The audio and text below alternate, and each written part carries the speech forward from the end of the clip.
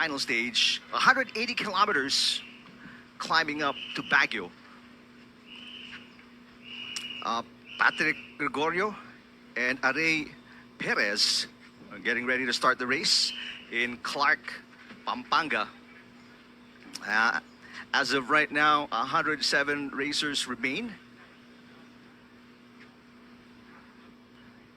National anthem is playing in the background.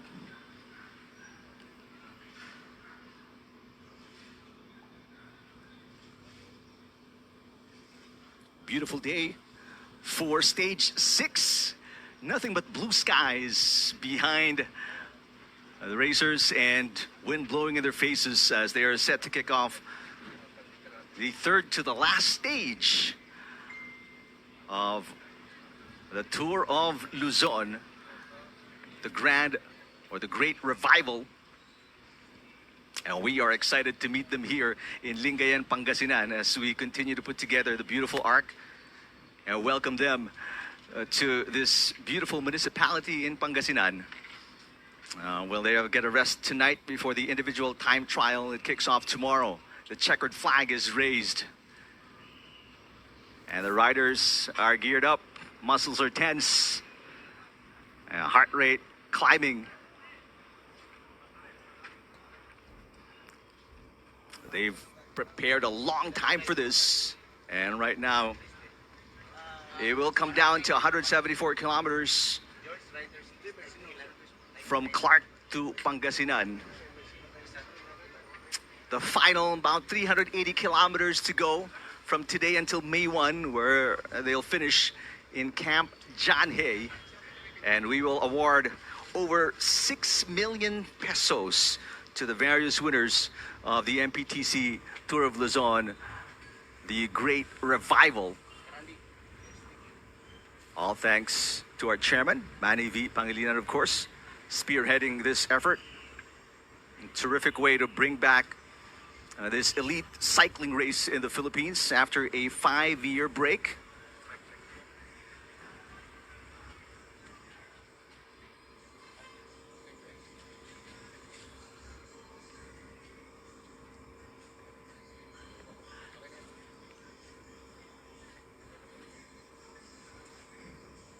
Again, we started the race April 24. So it's been 5 days already.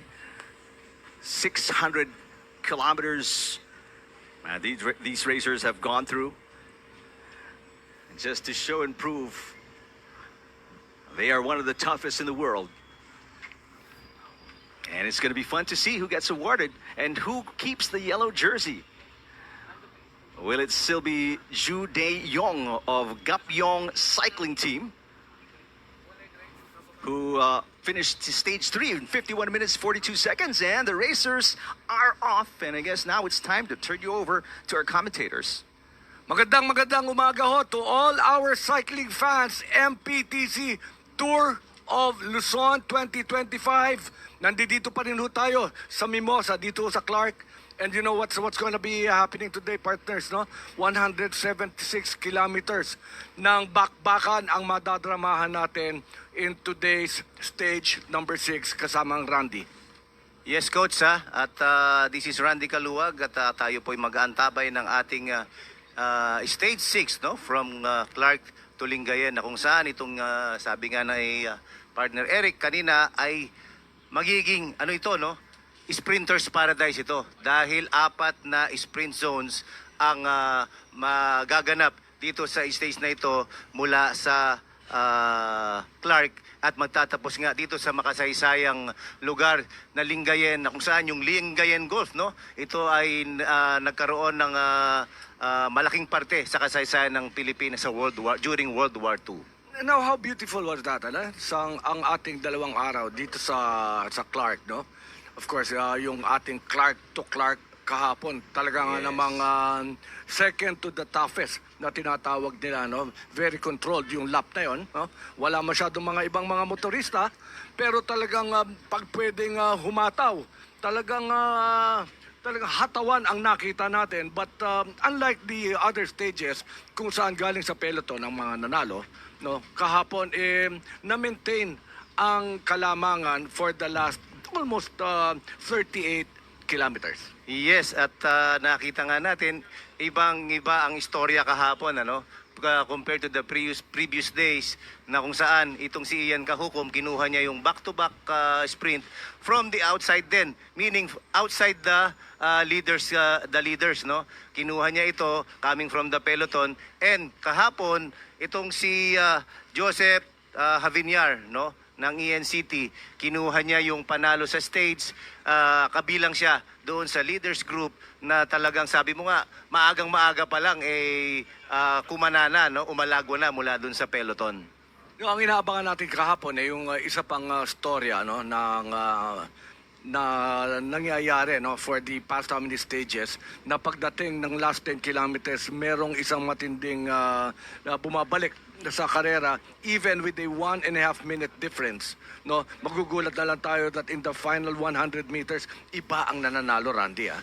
Yes, yun. Yung kaibahan nga kahapon ay talagang nag-maintain ng lead itong grupo na kinabibilangan ni Havinyar. At kabilang nga si Jonel Carcueva sa group na yon. Si Jonel nga ang pumangalawa, si Jonel ng MPTD. No? Kasama nila dyan si Mark Ryan Lago, Jeremy Lizardo, Nicole Pareja, John Patrick Pagtalunan, Joshua Lim, Ian Kahukom, Aidan James, at Amads Awang. Yun yung pagkakasunod-sunod sa top 10 finishers natin kahapon. So we're looking at Juday Young. No? He still has about 4 minutes, 4 minutes and 30 seconds kahapon ang kanyang kalamangan sa individual. Pero nakikita natin na itong last 3 stages, which will be from Mimosa in Clark going to Lingayen, Pangasinan, will be totally talagang sabi mo nga, no, matinding sprint sa mga abangan natin dito mula sa ating mga siklista. Yes, Coach. Mamaya sasabihin natin kung saang lugar yung mga sprints na yan, no? At while we're waiting for our cyclists to get flagged off, no, from the neutral zone. Andyan pa sila ngayon sa neutral zone. Pwede na nilang gawin ang gusto nilang gawin. Kumain na ng konti, magpahinga, mag-relax, tumawag sa mga kasangga, mag-plot ng strategies kung may nakalimutan, no? And here, sa nangyari kahapon, Coach, ang pumasok, ang nakagawa lang ng dahil itong si Jonel Carcueva at Jeremy Laigo,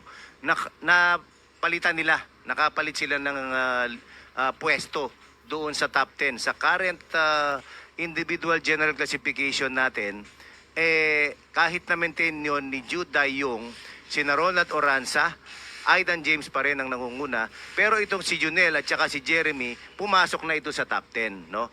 Sila ngayon ay pang-8 at pang-9, itong si Jonel Carcueva at Jeremy Lizardo ng Standard Insurance. So mamaya, sabihin natin, Coach, kung saan yung sprints na yan, no? While we are waiting for our riders, no, na bitawan nitong lead car dahil yun na ang simula ng flag off. So Alan Gregorio po, no? Kasama po ang aking partner na si Randy Kaluwag.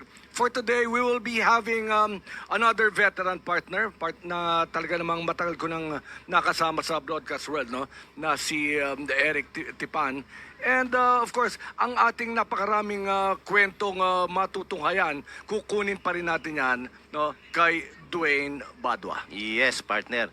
At ngayon naman, syempre, meron pa rin pinaglalabanan among teams, no? Yung team general classification. And after yesterday's results, no, ang Standard Insurance Philippines pa rin po ang nangunguna with a cumulative time of 56 hours, 50 minutes and 50 seconds. Ito po yung pinagsama-samang oras ng top 4 ng ating mga siklista. And sumusunod dyan, no, 19 seconds behind lamang itong MPT Drive Hub Cycling Team.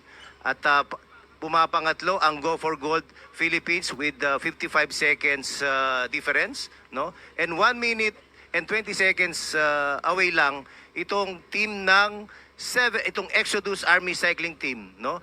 Then sumusunod sa number 5 ang 7-Eleven Click Road Bike Philippines, pumapang-anim ang Malaysia Pro Cycling Team, sumusunod sa pang-7 ang Drena Orion Cement, Pang-8 ang Victoria Sports Cycling Team. Number 9, Dandex T-Prime Cycling Team. Number 10, Brighton Racing Team. At banggitin na rin natin yung ibang kupunan, no? Dahil talagang ito ay gumagastos, talagang sila ay nagbubuo ng kung tingin nila pinakamalakas na team. Ito pong number 11, Tom and Tom's Coffee. Ito po yung Philippine Under-23 squad natin. Number 12, ang excellent Noodle Cycling Team.